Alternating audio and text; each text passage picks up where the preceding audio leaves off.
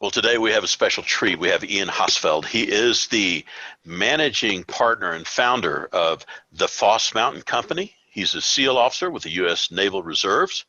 Ian, thanks for joining us today. Bob, thanks for having me. It's a pleasure to join you. You bet. You know, and Ian and I ran across each other, and Ian's working on purchasing a company. And I thought we would take and dig in with his thoughts on the type of company he's looking for and some of the criteria. So, Ian, as in a thumbnail sketch, if you would, kind of give us a quick snapshot of what got you from the Navy to where you are today. Yeah, sure, Bob. So as Bob mentioned, I was a Navy SEAL officer on active duty for 8 years before transitioning from active duty to the reserves, returning to school to get my MBA, and then pursuing this path. And so a couple steps along the way that, led me to this. And one was what led me to transition from active duty was in 2016, my wife was pregnant with our firstborn, and I was staring at my fourth deployment in 5 years and didn't see that changing while I was on active duty. And so wanted to be around more for fatherhood, and chose to leave active duty, but to still be able to serve while serving in the reserves. And so I did what you do when you don't really know what you want to do, and that's go back to school. And so I went and got my MBA.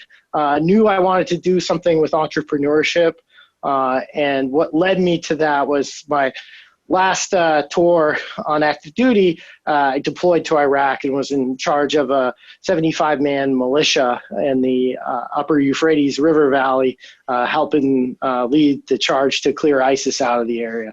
And in my capacity there, I was in charge of manning, training, equipping, and operationally employing this force. And so in many ways, had very wide left and right lateral limits, and got to be in charge of this force in some parallels like being in charge of a company. And so I really loved that autonomy. I loved that ability to make meaningful decisions and have to think on my feet, having to problem solve, having to work with individuals both inside and outside the organization. And it was just a very meaningful experience. And I knew, leaving from that, I wanted to replicate that and didn't want to, be a cog in a larger machine. And so knew entrepreneurship was the right path for me. While I was at business school, I met up with some professors and some investors and mentors that work with folks such as myself and help advise them and mentor them in going out and purchasing a company after graduation. And so I worked with them my last year I was in business school on a couple academic projects, really got to know them both personally and professionally, and as they did me. And so we decided to partner up together after graduating. And so, I as it stands now, I am backed by 21 investors, ranging from folks that were in my shoes 10 years ago to some, very successful investors, to folks that are investing on behalf of family offices and private equity funds. And so a good mix of people, and selected them based off their experiences across industries, across geographies, and across roles that they held within companies. And so I feel like very fortunate to have them on board my team, backing me as a, entrepreneur and providing guidance throughout the whole process. We were talking before the show about the one big thing, and you were talking about the one big thing is to take care of the people that you had. And so I was thinking, as you took over that's a business enterprise in the Euphrates Valley, right? And probably the wrong word, but you had a product to deliver. Yeah. So there you go. In looking at when you came into that organization and you started trying to work toward taking care of the people in your organization, what was your discovery like, and how did you start to prioritize how you were taking care of those folks?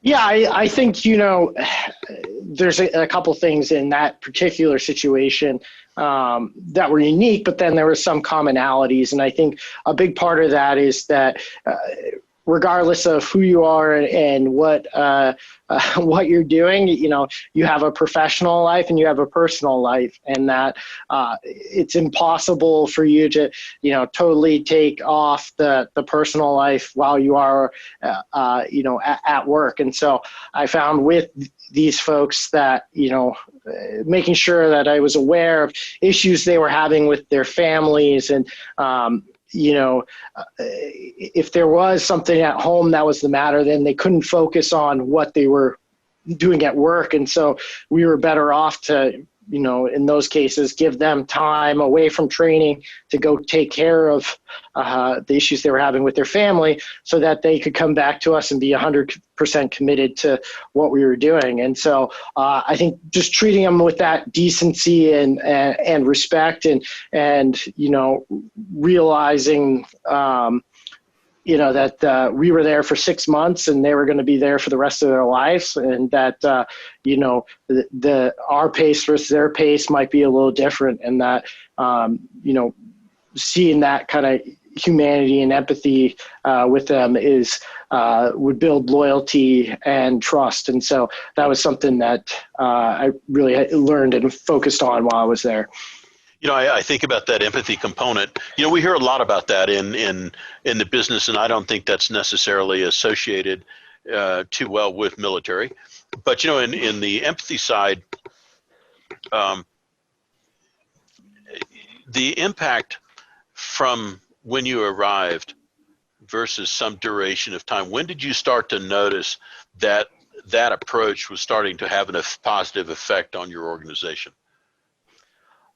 I think it does take a little bit of time, because, anytime you come into an organization and you're the new guy, there's definitely a period of building trust and demonstrating competence. And then, I think so that was the same in there. And I think within, a couple of months of, demonstrating that I was person of my word, and that there was follow through in what I said and not just hollow words. That's where we really started to see that. And then I think where it really, translated was maybe some of the common soldiers were a little less aware of it, but their leaders who we were working with day in and day out, and had to hear the everyday gripes of their men, and we were there helping them solve it. I think that's where the real trust and relationship started to build, was at that level, as we demonstrated that we had their back and that we would help them accomplish their goals, and empower them to look like to empower them as leaders, and let them show that strength to their men and earn their trust even more. I wanted to shift gears a little bit. So, you have this wealth of experience, and discipline and academic work that you've done.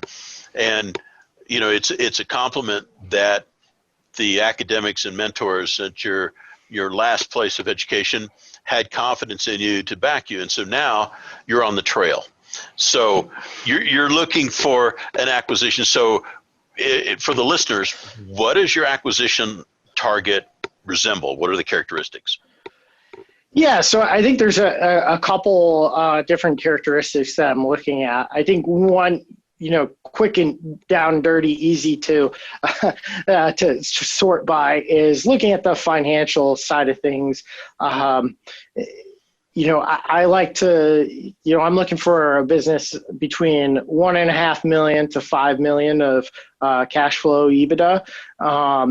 I can go a little bit lower than that if it's in a fast growing industry or in a hyper fragmented industry where, it's very conceivable that, without having a really aggressive timeline that you'd be able to put together a couple like businesses within a couple of years.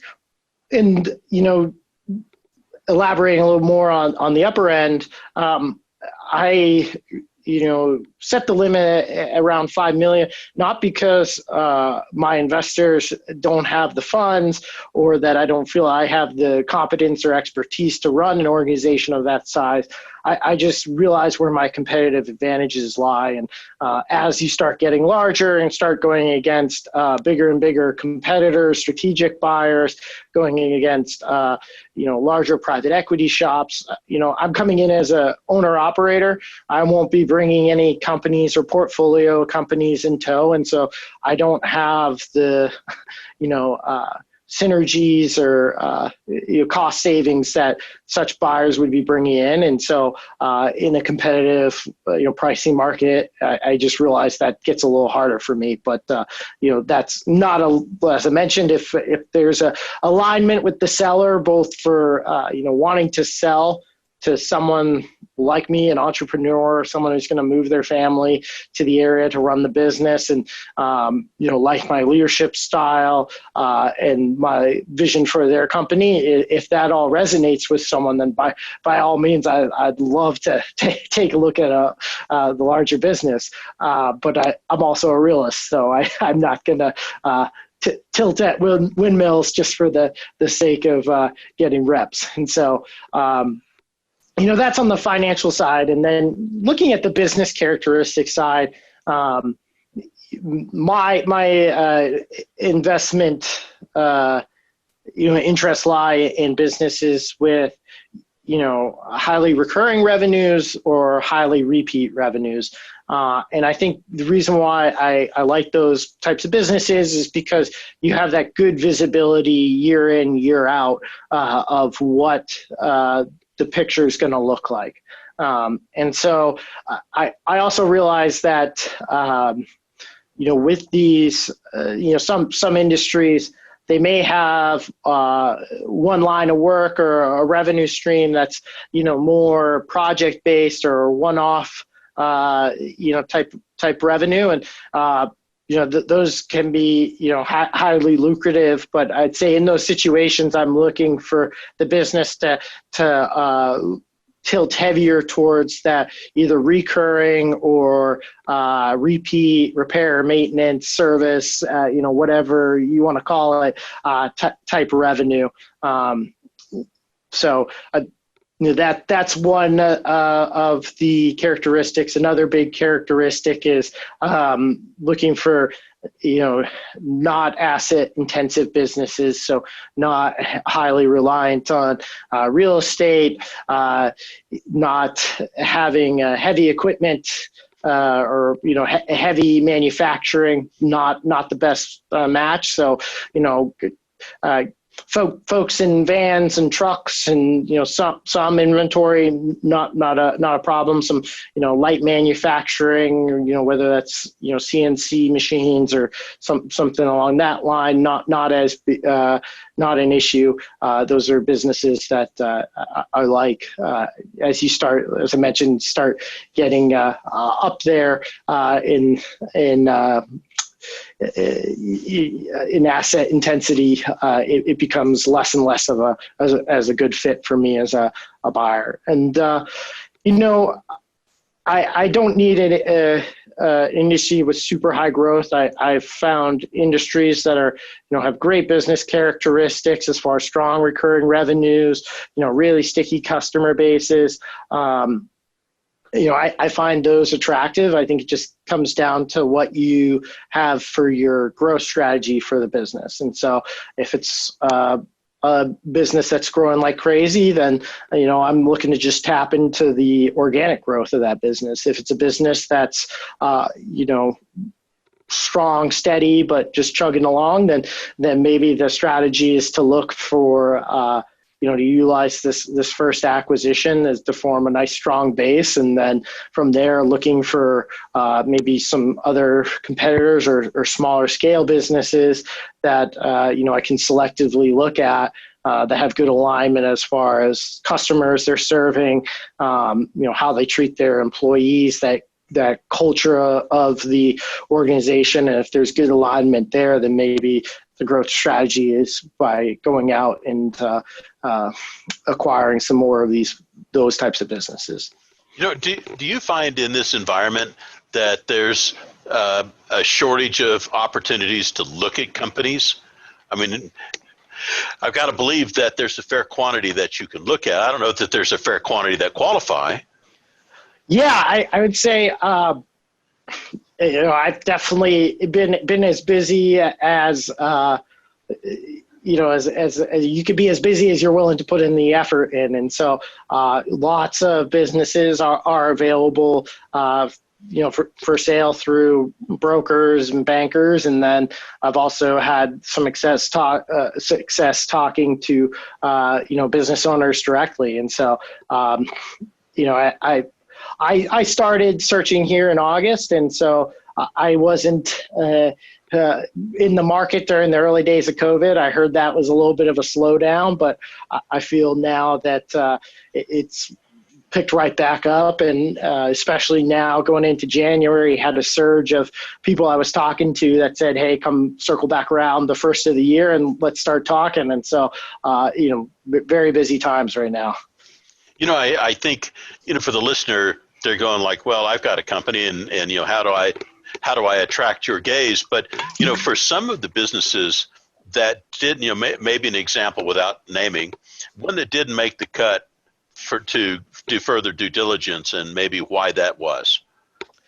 Yeah. And so I have a couple of philosophies that I think about when I'm buying a business. And, one is that I don't expect me as the owner and operator coming in without the 30 years of experience you had as the seller. I don't believe that early on in my life as the CEO, I'm going to be able to operate the business as effectively as you did with all your experience. And so I think with that in mind, if there's a seller that's involved with the business daily operations is in the standpoint that they're still providing some service to clients. They're still, the most pivotal player in the sales, or the most pivotal player in the maintaining relationships with a client, that can give me a little bit of pause, because, I'll be taking over the seat from them. And once again, I don't have that experience that they have, and that, years of goodwill with that client. And so if it is those type of situations, there's just more risk for me as a buyer coming in.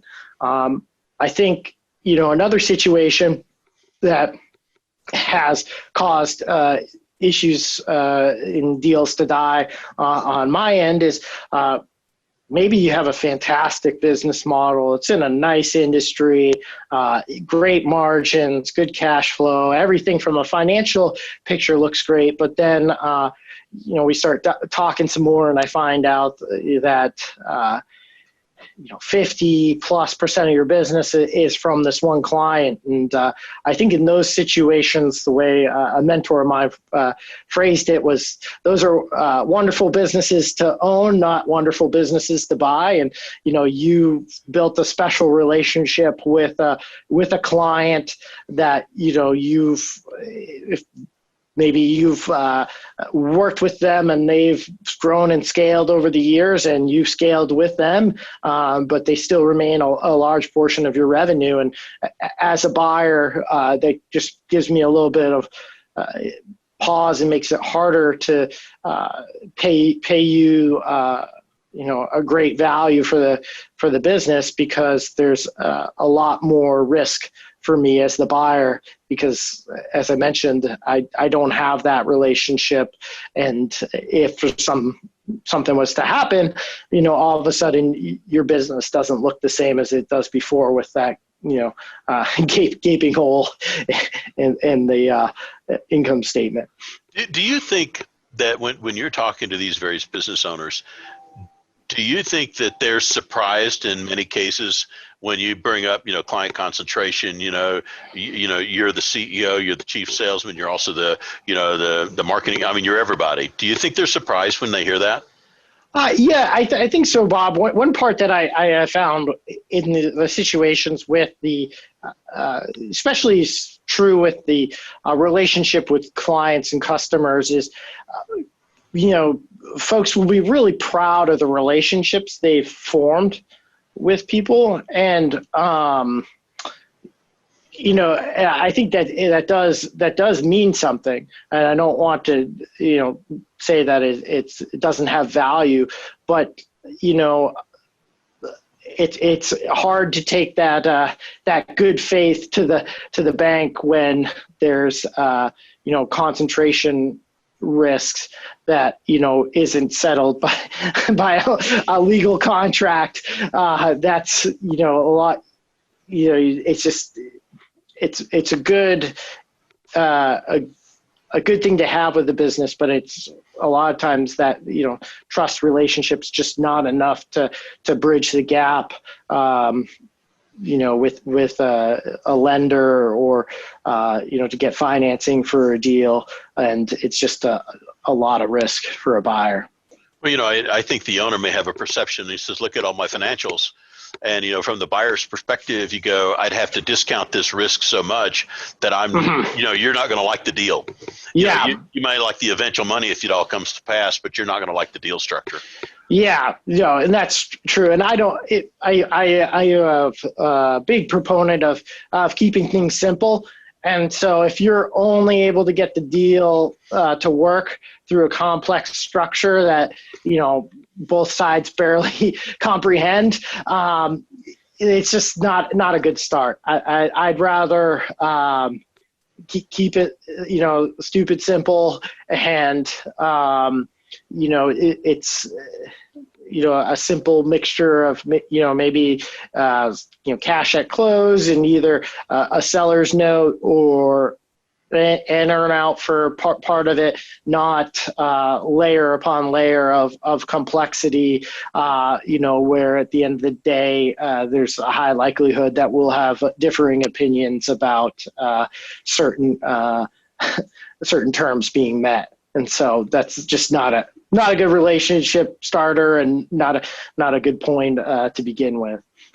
I think about the timing of you starting to look for businesses and so on. And so COVID has just kind of come through and it's rippled through various companies. When you're looking at some of these companies, and presumably they're going to be at some trajectory pre-COVID and they're on some other trajectory during COVID. When you have that discussion with the business owner, how do they view or represent either, there's some businesses that have accelerated camping and that kind of stuff, but how do they view that? It is very much case by case. And I think it also depends on how it's impacted them. So, example, I'm based in San Diego here in California. And so the governor here shut like everything down from, March through April. And so if you took a hit just for that time period and then, sales and everything bounce back, then that's a lot easier, gap to bridge and discussion to be had. If there is material difference from this year to previous years, whether you're the beneficiary and you're in the camping and RV industry, or you're the someone who's getting destroyed, say you're the you're doing the commercial kitchen supply or maintenance, and your restaurant side of the business has just gotten crushed. those are two, much tougher valuation conversations to have. And so there would be, trying to find some sort of, either averaged earnings over a couple of years, or that's when, that's where I think it would be more appropriate to look at maybe adding in an earnout, or heavier seller financing, something where you get to as a seller, you get to capture more value and get that more fair, more I guess normalized value instead of this kind of extraordinary times that we're living in. But because it's so variable and we don't know what's in store for us for the next 6 months, let alone 2 years. It's just, personally, I've tried to stay away from industries that have had that that sort of effect on the business, because I just think that is a very tough conversation to have. And unless you have, as a buyer, a really strong opinion or experience in that industry, you're, or a much higher risk appetite than me, it's just hard to get around. As you're out there with the business owner community and looking at the deals, and things that stick out in your mind as far as the owner knowledge gap, like they'll go, I come in every day, I work my butt off, I'm the sales guy, or I run the company and I don't have a chief operating officer, or my CPA does my financials and I don't have audited or reviewed financials. What's the biggest gap or series of gaps you think the owners have with respect to selling? I think, one thing, I've heard about it is from some sellers is hearing some story of what someone else received, and what someone paid versus what your value is there can be a discrepancy there. So maybe your friend got the deal of the century, or maybe your friend's business was, that much more valuable because, instead of, they had their revenue was through a contract, whereas yours is kind of at will. And so there is, some more legal standing to their, future revenues. Or that, their margins were that much better than yours, or they had some intellectual property that maybe you don't have. And so I think, understanding what people paid versus what the value is. And I don't think there's anything wrong with, as a seller, you have some number in your mind, and, regardless of what, the comparable, pricing is for your industry. If you want to stick to that, that's fine, but, and just waiting for that buyer who's willing to pay that. But I think if you are serious about selling and, you're ready to retire, ready to transition from your, current role, then, having an understanding of what the market is and in regards to multiples, and an understanding of, what is it that enables these companies to achieve that price range, whether revenue size or, some of the factors I mentioned around building that competitive moat, or their margins, growth trajectory. All of those things can play a factor in, why someone might get the upper price range versus the lower price range for the industry.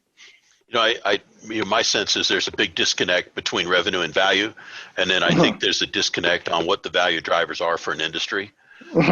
and for you, when you're getting, you're looking at deals. So you got deals from the business owner, you got deals from brokers and deals from private, various and sundry people in the marketplace. Do you, what's your observation when you get shown a deal from a broker versus being shown a deal from an individual business owner? Well, I would say that on the brokerage side, you come across a whole spectrum of folks, from some folks that have a lot of experience to those that have very little, or even if they have been involved in the industry for a long time, wide disparity as far as SIMs, marketing material, what they put together, the thoroughness of it. So I would say on average, if you're in on the more professional side, the SIM will probably answer a lot of those high level questions of, before we even have a conversation with the broker. And a SIM is what? Was it the confidential information memorandum? Yes. Yeah. Okay. So, yeah, they got me there on the acronym. Luckily, I didn't pooch it. So So if you are talking with a broker or a banker kind of worth their salt, then they have hit some of the main questions that you're going to be asking. If there was a down, if revenues bumped way up or way down for some reason, an explanation of why that happened. If there's margin improvements, what caused that? What is the customer concentration? If there is something that looks like customer concentration, maybe they're breaking it out some more to say, hey, while the end client is this big company, you're dealing with different divisions within the company, or you have 5 different contracts with the company, and so there still is some risk, but it's been de-risked because of these steps, and so. You'll have that available in a more professional process. And then when you're talking, I think, to owners, it can be, once again, it can be a spectrum. It can be people that are serial entrepreneurs and have sold businesses before, and, have worked with like an exit planner or have worked with a consultant or advisor in the past or got an evaluation of their business done. And so, they have seen, at some past point what their strengths and weaknesses were for the business and have been working at, building upon the strengths, eliminating the weaknesses. And so when you have that conversation with you, they're able to, kind of lay out quickly the good, the bad, the ugly, and what they've done to improve the business recently. And then, you have other people that honestly, this is their first time coming into a transaction. They don't even know what the terms are, what the process is like, what the outcome is like. And so, I am in those types of situations, I like to try to help them as much as possible. And regardless of whether I'm the right buyer, I'd like to point them in the right direction as far as, hey, this is my quick observations for you of what I like about your business. Here's some risks or concerns I might have. And, here's how, if you were to improve upon this, you would drive a better valuation for your company. And so it really is across the board. I would say, in general, the rule of thumb is that brokered or intermediary process is, they've kind of more professional, solve maybe some problems, because they've been working with this advisor for, a year, but not always the case. I think about your journey, and you've got a really deep bench of mentors, that have been around the track. You've been around the track. I think what a crappy day looks like, and this don't look like that, kind of thing. Yeah. So what message might you say to the business owner that's listening that maybe would check all the boxes? What should they do listening to this podcast if they think they've got the company that will fit your parameters? Well, hopefully reach out to me at ian@fossmountain.co. But I would say, one thing, if someone is serious about wanting to sell their business, I think that, I would love to talk to you, but I think, talking to you as an individual and wanting to see your success, I would say, first talk to a CPA or an exit planner or some sort of fiduciary to come up with a plan for you and make sure this is the right time. This is going to be a very transformative event for you, and wanting to make sure that you understand the tax implications, and so that you're, that paycheck you have in your mind is going to match what you receive after Uncle Sam takes his. And then, I think also on a personal level, if this has been your day in and day out, your baby for, years, do you have that what's next figured out for you? And so that, you leave this, you take your breather, whatever is right for you, but then you transition into, your next calling, or, have something to line up to fill your days. I think that's something I've talked to some people that gets overlooked, and that they don't have that in mind, that, I'm no longer going to be, this isn't going to take my day in and day out. And then the other thing I've been told from a variety of folks is, when you're going into this transaction, retain a M&A lawyer. Don't use your buddy who, is a PI lawyer, or your real estate guy. Use a M&A lawyer, and this just helps smooth the transaction and make sure that you're receiving the best legal advice possible.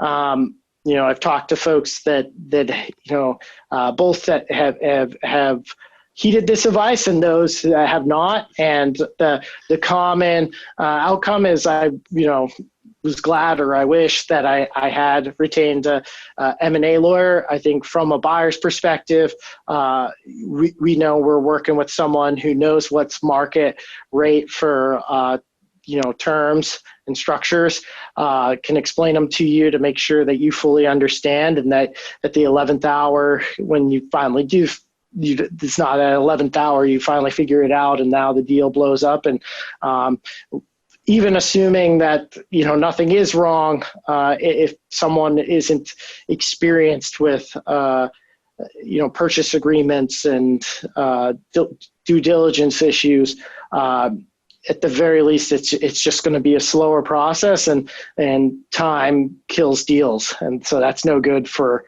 both parties. Well, there's the deal fatigue and the emotional roller coaster. Yeah. And I would add on to the right advisor. See if you can find an M&A attorney that's actually done a transaction in your industry. Mm-hmm. And if you find a broker or somebody else, make sure that they've done a transaction in your industry. Those kind of things, so they at least have plowed that field before. Well, Ian, I tell you, I saw a picture of you and your family on your website. That's a great looking family you've got there, and understand it's been a few years since mine were that size, and appreciate the path that you're going down and the contribution that you've made, from your years of service. So for the folks out there that are listening, if you either are a business owner that are looking to create a relationship with a young gentleman like Ian here, or if you know of someone, please urge them to reach out to him. He's available, and you can find him, and he's also on LinkedIn as well. And there'll be links in the show notes about how to get a hold of you. Ian, any parting words you'd like to say to folks? So I just, last closing bit would be, I I'd love to get in contact with you if you are a business owner looking to sell. And even if I'm not the right buyer for you for a variety of reasons, I have a network of folks that I think very highly of, both individuals and institutions that I'd be happy to point you in the right direction. And at the end of the day, I'm all about building relationships and helping people out. And so, I'd love to work with you and complete a deal and, continue building upon your success. But at the very least, I'd like to help you find that right buyer for you. Ian, I really appreciate you taking time, and we'll go from here. So thank you very much. All right, Bob. Thanks so much for having me.